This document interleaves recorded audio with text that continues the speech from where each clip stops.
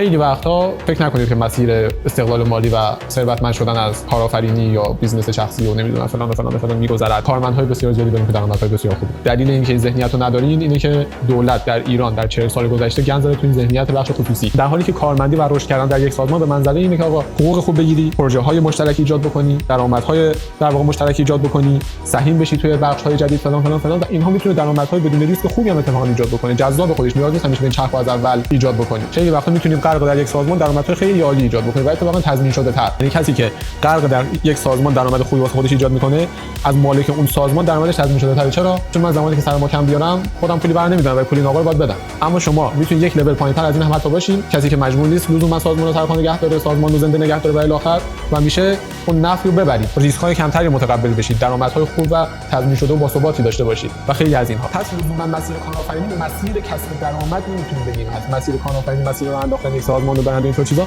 از یک جا اصلا بازیش از بحث پول و درآمد اینا خارج میشه. یعنی بحث تاثیرگذاری است، بحث برندی که طرفدار داره میده. پس بعد مالی رو از این حیث فکر نکنید که لزوما میتونید تامین بکنید و اتفاقا در لول کارمندی، لول مدیریتی خیلی کارهای جالب‌تری هم میتونید بکنید.